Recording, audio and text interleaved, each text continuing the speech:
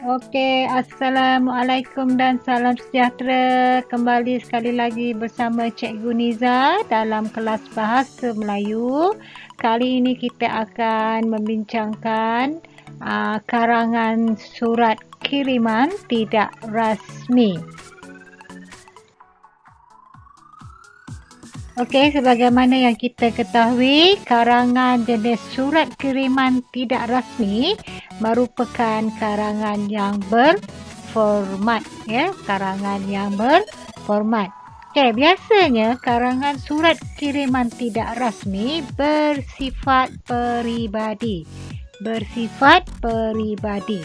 Okey, ianya ditulis kepada ahli keluarga, sahabat handai dan juga saudara mara. Okey, surat kiriman tidak rasmi ini biasanya ditulis untuk bertanyakan kabar. Bertanyakan kabar, ya. Okey, yang selain daripada bertanyakan kabar, surat ini juga ditulis bagi mengucapkan tahniah ataupun takziah, ya, dan juga memberi undangan ataupun jemputan ke majlis-majlis yang tertentu. Juga menyatakan ataupun memberi ucapan, ya, ucapan hari jadi kepada kawan-kawan ataupun saudara mara. Serta juga surat kiriman tidak rasmi ini juga menceritakan pengalaman kita kepada rakan-rakan ataupun saudara mara. Okey, pengalaman ni pula macam-macam lah berdasarkan kepada kehendak soalan.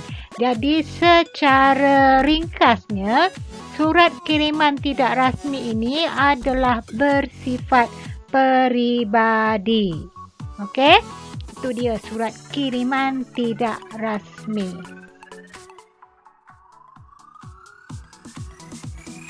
Okey, sebelum kita menulis surat kiriman tidak rasmi, semestinya kita perlu mematuhi format yang telah ditetapkan.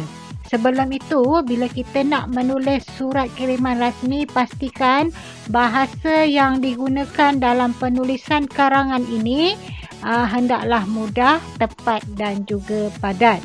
Okey, karangan surat kiriman tidak rasmi mempunyai format yang perlu kita patuhi, ya. Sekiranya kita gagal untuk mematuhi peraturan yang telah ditetapkan, maka akan menyebabkan markah kita akan dipotong. Okey. Justru itu, cikgu akan terangkan tentang formatnya, iaitu pertama sekali mestilah ada alamat pengirim. Siapakah alamat pengirim? Iaitu orang yang menulis surat tersebut. Kemudian diikuti dengan tarikh, pembuka kata, kata ganti diri penerima, isi-isi penting dan juga penutup surat. Okey, ini adalah pengakuan pengirim ni dan juga tanda tangan ini adalah yang terakhir sekali. Itu dia, ya. Secara ringkas format surat kiriman tidak rasmi. Okey, sebelum kita menulis surat kiriman tidak rasmi, kita perlu ada teknik. Cikgu akan terangkan sikit tentang teknik menulis surat kiriman tidak rasmi. Yang pertama, sebelum kita menulis surat tu, mulakanlah menulis surat dengan bertanyakan kabar. Bertanyakan kabar kepada si penerima. Okey, dan menceritakan keadaan kesihatan penulis, iaitu kita lah. Keadaan diri kita, adakah kita dalam situasi yang sihat atau bagaimana. Okey, yang kedua, jika kita soalan itu meminta kita membalas surat, okey, sebelum menanyakan sesuatu, terlebih dahulu jawab dulu pertanyaan yang dikemukakan sebelum ini. Okey, itu dah dia teknik-teknik kita nak menulis surat kiriman tidak rasmi. Okey. Okey, seterusnya gunakan panggilan mengikut usia atau pangkat seperti nenda, ayahanda, bonda, kakanda ataupun kanda, adinda, ananda atau cucunda. Okey, yang ini cikgu akan terangkanlah seterusnya nanti. Dan yang keempat, jangan menggunakan kata ganti nama aku atau awak ataupun kamu, ya. Sebab ianya adalah surat kiriman, bukannya surat bahasa pertuturan biasa. Okey, seterusnya akhiri surat kamu dengan ucapan salam ataupun memberikan penghargaan, ucapan terima kasih dan juga keinginan kamu. Nyatakan keinginan kamu untuk berutus surat sekali lagi. Itu secara ringkasnya teknik menulis surat kiriman tidak rasmi. Okey, seterusnya cikgu akan terangkan tentang kata ganti nama diri penerima. Kata ganti nama diri penerima yang perlu ditulis di dalam surat kiriman tidak rasmi. Ya, kita tak boleh gunakan bahasa seharian di dalam penulisan surat kiriman tidak rasmi. Kata ganti nama diri harian, ya. Okey, contohnya ayah, bapa ataupun bapa saudara, ibu ataupun ibu saudara, anak, kakak atau abang. Okey, di dalam surat ayah ataupun bapa saudara ini kita akan tukar ianya kepada ayahanda. Ayahanda. Okey, seterusnya ibu dan ibu saudara kita tukar kepada bonda. Kakak atau abang kepada kakanda ataupun kanda, anak kepada anakda. Okey.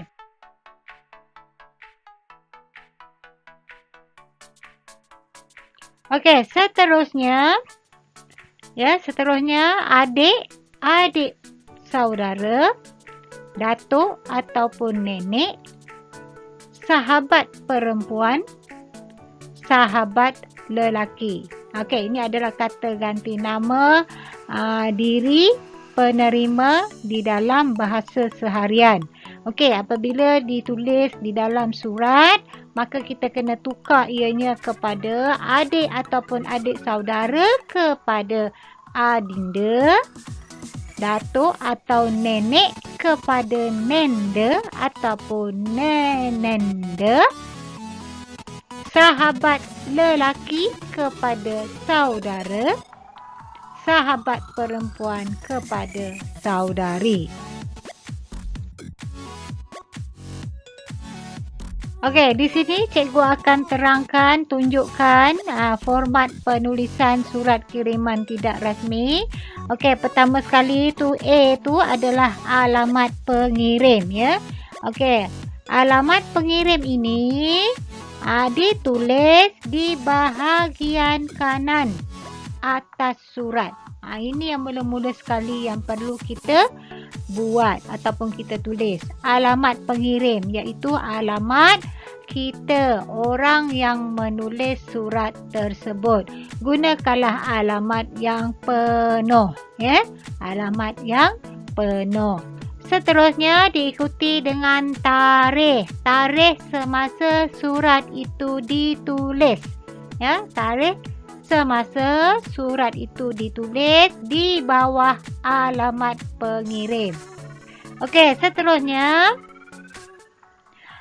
bahagian C adalah pembuka kata. Ya, pembuka kata. Nanti cikgu akan beri contoh pembuka kata. Dan juga D, kata ganti nama penerima. Okey, kata ganti nama penerima tadi telah pun cikgu terangkan. Ganti nama penerima iaitu ayahanda ke, bonda, anakanda, saudara, saudari, nenda. Okey. Seterusnya barulah kita masukkan isi-isi penting. Isi-isi penting ni biasanya 4 isi sahaja sudah mencukupi. Ya. Itu adalah bahagian E. Bahagian D, bahagian E, bahagian F, kita adalah pengakuan pengirim. Okey, ditulis sejajar dengan alamat pengirim. Sama juga di sebelah kanan surat. Ya, sebelah kanan surat diikuti dengan tanda tangan pengirim. Okey, inilah dia bentuknya dalam ataupun format penulisan surat kiriman tidak rasmi. Okey. Sebelum cikgu meneruskan, kita rasanya lebih sesuai kalau cikgu beri ianya dalam bentuk contoh soalan. Ya, contoh soalan. Okey, contoh soalan dia ialah kawan kamu telah mengutuskan sepucuk surat untuk mengetahui persediaan kamu menghadapi peperiksaan pertengahan tahun nanti. Balas surat rakan kamu itu berdasarkan gambar di bawah. Gambar di bawah ni adalah bahan rangsangan. Okey, sebagaimana yang telah cikgu terangkan sebelum ini, dalam video yang sebelum ini, apabila kita nak menjawab soalan, pertama sekali kita kena fahami. Baca, faham dan teliti kehendak soalan. Okey. Kehendak soalan tu, apa yang dia minta ialah kawan kamu telah mengutuskan sepucuk surat untuk mengetahui persediaan kamu menghadapi peperiksaan pertengahan tahun nanti. Dia maksudnya ialah dia minta kamu membalas surat rakan kamu itu. Membalas surat rakan kamu itu. Jadi apakah isi kandungan yang perlu kita buat, iaitu menyatakan menyatakan persediaan kamu menghadapi peperiksaan pertengahan tahun. Apakah persediaan yang kamu buat apabila hendak menghadapi peperiksaan. Okey. Persediaan itu berdasarkan kepada gambar di bawah. Ya, gambar di bawah. Ni nampak ni. Bermaksud dia ada 4 gambar bersiri. Ya, 4 gambar bersiri. Jadi kamu terangkanlah satu-satunya. Bila kata bersiri macam ni, seperti ini, bermakna ada 4 isi. Bila 4 isi, cukuplah untuk membentuk 4 perenggan bagi isi-isi penting. Okey, isi 1, isi 2, isi 3 dan isi 4. Jadi berdasarkan gambar ini kamu sudah boleh membina karangan surat kiriman tidak rasmi. Okey, apabila kita hendak menulis karangan, pertama sekali mesti kita memilih soalan. Okey, sebelum tu cikgu dah terangkan memilih soalan. Lepas tu kita mesti bentuk ataupun membentuk rangka karangan. Okey, rangka karangan. Okey, kita tengok apa yang perlu kita buat. Rangka karangan mestilah didahului dengan pendahuluan. Pendahuluan itu ialah di mana kamu masukkan alamat pengirim. Ni alamat pengirim iaitu alamat kamu. Ya, alamat kamu ni tulislah alamat yang penuh, diikuti dengan tarikh dan bertanyakan khabar serta menyatakanlah keadaan diri kamu semasa kamu menulis surat itu. Itu bagi pendahuluan ya. Itu adalah utama, mesti ya. Okey. Okey, seterusnya selesai menulis pendahuluan, semestinya kita buat isi ataupun bina isi. Isi itu berdasarkan kepada gambar yang diberi. Gambar yang diberi. Okey. Ini ada 4 isi cikgu dah senaraikan secara ringkas ya. Iaitu mengucapkan isi yang pertama, mengucapkan terima kasih atas kiriman surat. Okey, kamu mohon maaf kerana lambat membalas surat kawan kamu itu. Okey, itu isi yang pertama. Okey, yang kedua, menjelaskan persediaan kamu. Sibuk mengulang kaji pelajaran. Itulah persediaan kamu. Sibuk mengulang kaji pelajaran. Selain daripada itu, kamu menghadiri kelas tambahan. Yang ketiga, berbincang dengan rakan sekelas ataupun kita buat aktiviti berkumpulan. Seterusnya, bertanyakan guru sekiranya ada masalah. Okey, itu adalah isi yang ketiga. Yang keempat, menjaga kesihatan dengan pemakanan dan tidur yang mencukupi. Ini adalah rangkanya. Rangka ditulis secara ringkas di mana hanya kamu sahaja yang memahaminya. Jadi apabila kamu membuat rangka karangan ini, jadi isi kamu tidak akan tersasar. Maksudnya ada isi, ada huraian dan juga ada contoh. Sekiranya ada contoh yang logik. Okey. Maka lengkaplah isi kamu nanti. Okey. Seterusnya, penutup. Penutup. Apa yang perlu kita buat secara ringkas sahaja ya. Secara ringkas iaitu kamu nyatakanlah usaha yang bersungguh-sungguh pasti berjaya dan berkirim salam kepada keluarganya. Cukup ya, tak payah banyak-banyak. Ya, untuk penutup tak perlu banyak-banyak ataupun panjang-panjang ya. Cukup sahaja. Okey, di sini cikgu terangkan, cikgu bagi contoh sekali bagaimana kita nak menulis alamat pengirim dan juga tarikh. Okey, alamat orang yang menulis surat tersebut. Okey, cikgu dah terangkan sebentar tadi. Alamat pengirim adalah alamat kita yang menulis surat tersebut. Disertai dengan tarikh. Tarikh itu perlu diletak tanda noktah pada akhirnya. Dan kedudukannya adalah di sebelah kanan bahagian atas surat. Okey, ditulis di sebelah kanan bahagian atas surat.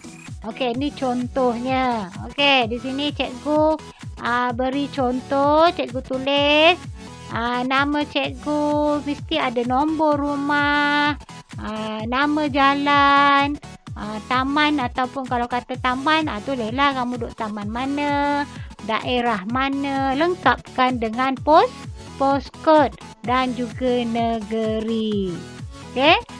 Selang sebaris daripada alamat pengirim ini tetapi masih lagi selari dan sejajar di sebelah kanan kamu tulislah tarikh ya, tarikh lengkap tarikh ni. Okey, itu dia. Yang penting perlu kita buat adalah alamat dan tarikh ini ditulis di sebelah kanan surat. Okey, tu dia A dan juga B. Alamat dan juga tarikh. Okey, bagi pendahuluan ataupun pembuka kata. Ya, pendahuluan. Tadi cikgu dah terangkan tentang rangka karangan tadi tu. Pendahuluan ataupun pembuka kata dimulakan dengan bertanya khabar pihak penerima surat, iaitu orang yang menerima surat tersebut. Ya, tanyalah khabar ya. Seterusnya cikgu tunjukkan contoh bagaimana kita nak membina ayat bagi bertanyakan khabar. Ya. Okey. Ianya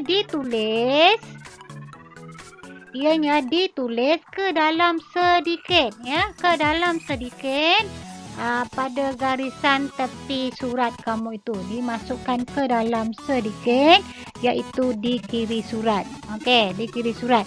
Ini tadi kanan kan? Kanan kita tulis nama kita, kita tulis alamat dan juga tarikh. Di sebelah kiri ni kita jarakkan sedikit ataupun masukkan ke dalam sedikit, baru kita tulis ayat pembuka kata. Okey, ayat pembuka kata ni adalah ayat bertanyakan khabar ya. Okey, contohnya ialah menemui saudari Lisa yang berada di Johor Baru, Johor.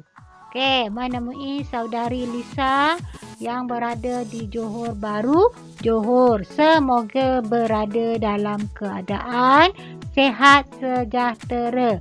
Ini adalah ayat bertanya khabar ataupun doa kita, harapan kita semoga Lisa ini berada dalam keadaan sihat sejahtera. Okey, nampak tak? Ni cikgu dah labelkan. Okey, bahagian C ini adalah pendahuluan ataupun pembuka kata. Okey, seterusnya masih lagi dalam pendahuluan dan juga pembuka kata.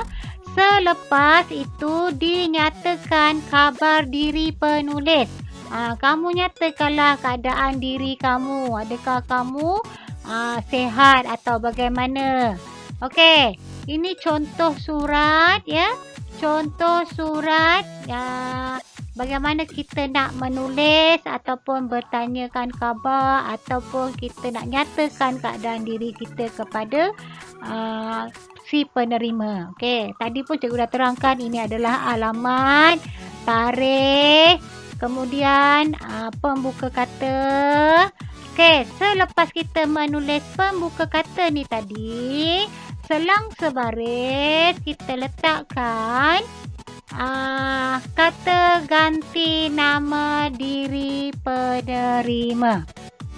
Kalau kata kamu tulis surat tu kepada kawan kamu, perempuan ni tadi Lisa ini adalah perempuan, jadi cikgu tukar kata ganti nama dirinya kepada saudari. Saudari. Kalau kata dianya adalah kawan kamu tu lelaki, katalah Ahmad. Jadi nama kata ganti nama dirinya di sini tukarlah kepada saudara. Kalau kata bagi surat dekat ayah ya ataupun bapa kamu ataupun bapa saudara kamu kan, kamu tukarlah kata ganti nama dirinya tu kepada ayahda. Okey. Kemudian selang sebaris saudari ni kamu tulis kata ganti nama diri ni kamu tulis sejajar dengan ataupun sejajar dengan garisan tepi ya. Sejajar dengan garisan tepi.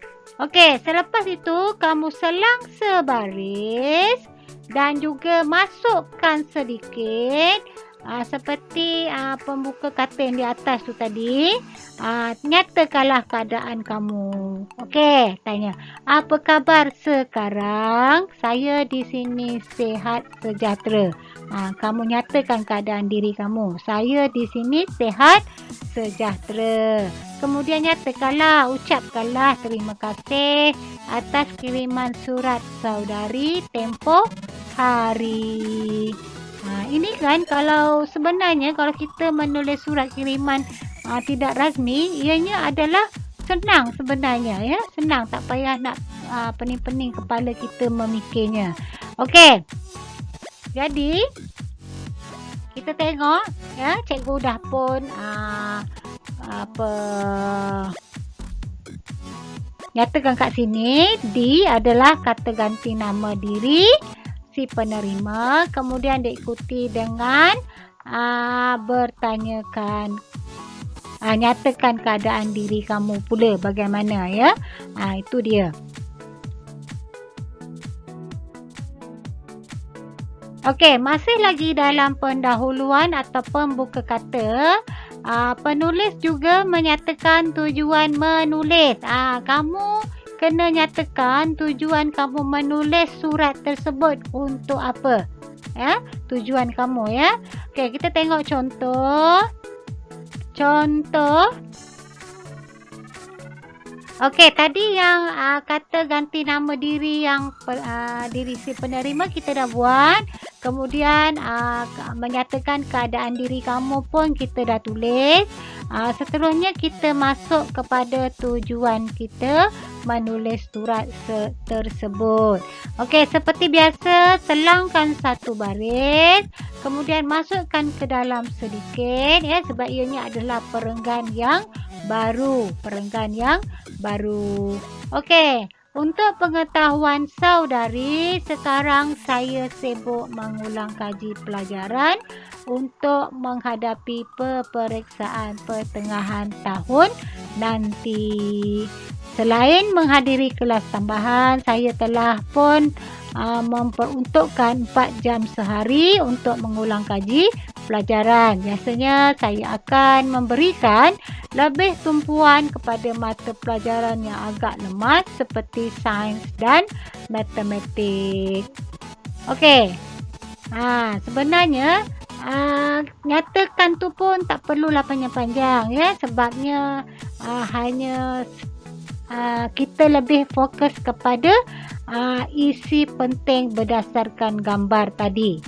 Okey. Okey, untuk isi-isi penting ni, pertama tadi cikgu dah nyatakan tujuan, kemudian barulah kita mula menulis isi penting dalam perenggan yang sama. Perenggan yang sama, isi penting yang pertama. Okey, ni cikgu dah bagi contoh dia. Ya, contoh dia ini adalah isi yang pertama, isi yang kedua, isi yang ketiga, isi yang keempat. Okey, isi yang pertama tadi kita dah ambil sedikit ruang ini untuk kita nyatakan tujuan kita menulis surat tersebut dan juga kita masukkan isi yang pertama. Tadi dah cikgu terangkan dah tadi, yang ini isi yang pertama. Kemudian seperti biasa selanglah sebaris ataupun rasanya lagi cantik kalau selang sebaris ya. Membentuk perenggan yang baru.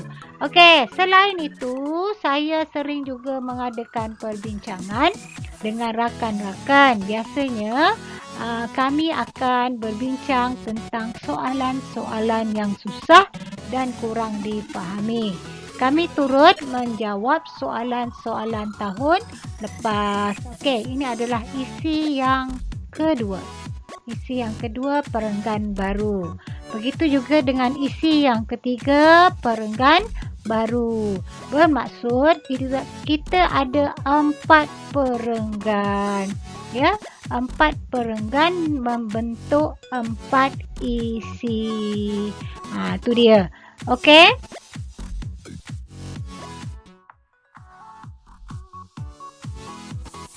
Okey, selepas kita menulis isi-isi yang diminta oleh soalan tadi tu, kita mesti akhiri surat dengan penutup.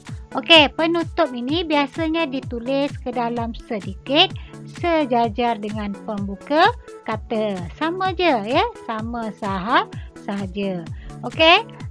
Ini contoh dia bagaimana kita nak menulis ataupun mengakhiri surat yang kita tulis tadi, iaitu sebelum saya mengakhiri surat ini, ingin saya katakan bahawa tidak ada jalan yang singkat untuk berjaya melainkan berusaha dengan bersungguh-sungguh.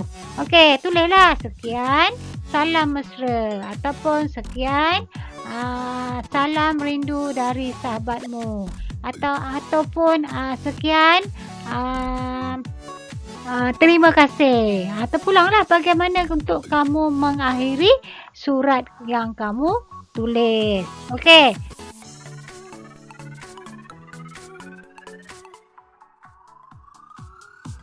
Okey, apabila kita dah selesai membuat penutup, kena ada pengakuan pengirim ya, pengakuan pengirim ataupun tanda tangan pengirim. Dua perkara ini mesti ada pada akhir surat kiriman tidak rasmi. Pengakuan pengirim ditulis huruf awal hendaklah ditulis dengan huruf besar. dan diikuti dengan tanda koma. Ya, tanda koma. Okey, di sini tanda tangan pengirim diletakkan di bawah kata pengakuan pengirim. Okey, ditulis di sebelah kanan surat bahagian bawah sekali. Okey, tu contoh dia ya. Contohnya ni tadi adalah ayat bagaimana kita nak tutup surat kiriman kita kita tulis tadi. Dan ini adalah pengakuan penerima, pengakuan pengirim. Sahabatmu ataupun kalau kata surat tu kepada ayahanda kamu, tulislah diri kamu tu anakndamu. Kalau pada ibu, anakndamu pun boleh juga. Ataupun kepada surat kakak kamu ataupun abang, dekat sini pengakuan pengirim ni kamu kena sebutlah adindamu. Okey?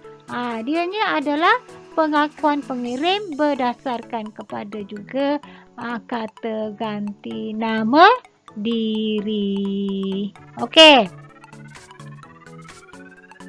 Di situ cikgu telah pun labelkan sahabatmu tu adalah F, iaitu pengakuan pengirim dan tanda tangan. Okey, tanda tangan kamu ni kalau boleh tulislah yang senang dibaca, boleh dibaca. Okey, ini adalah surat daripada Anis, ya, daripada Anis kepada Lisa. Okey, tu dia, ya. Pengakuan pengirim dan tanda tangan. Maka tamatlah cara penulisan surat kiriman tidak rasmi.